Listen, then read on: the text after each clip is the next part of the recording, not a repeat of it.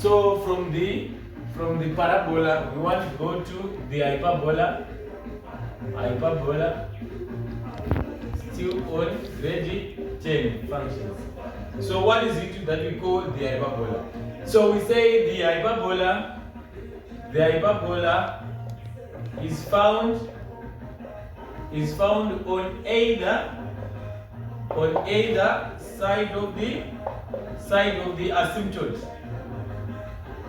So I think the hyperbola is found on either side of the asymptote. So from the parabola, we now have an extension. We now have a new word that we call the asymptote. So what is it that we call the asymptote?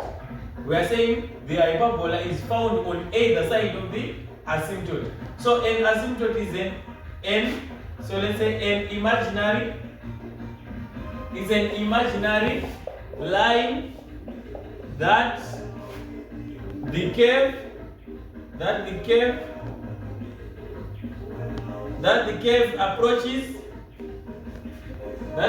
approaches but never touches. So we are saying what we call an asymptote is an imaginary line represented in dots like this. It's an imaginary line represented in dots where we are saying our curve that we draw as a hyperbola. The hyperbola is a curve. It approaches this line but it does not touch it. So this is the definition of an asymptote. It's an imaginary line that the curve approaches but do not touch. This is what we call an asymptote. So we go on to the general function of the hyperbola. So what is the general function of the hyperbola saying? So we are saying f of x is equals to a over x plus q, or y is equals to a over x plus q. So this is the general function of the hyperbola. This is the general function of the hyperbola. And we want to see what does a, what does x, what does q mean in a parabola.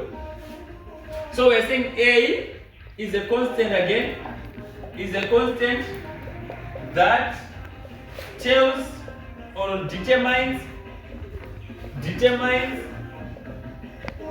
the position. Yeah.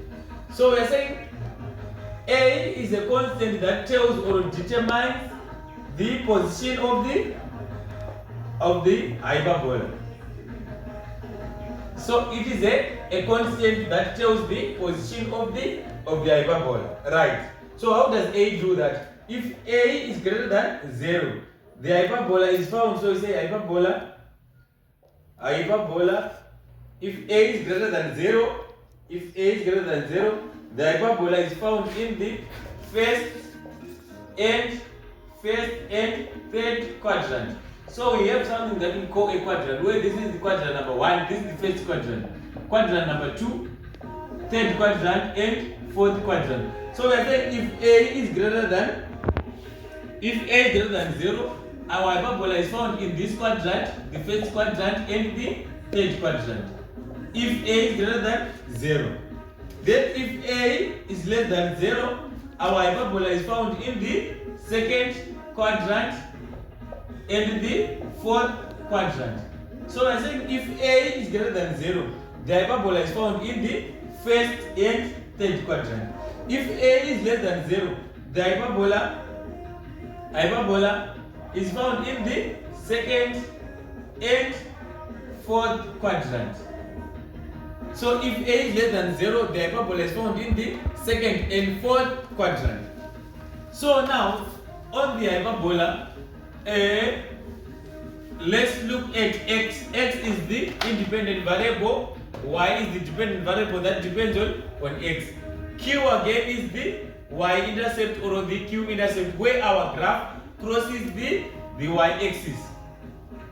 Where the graph crosses the y-axis, so it's the same. The q-intercept doesn't change.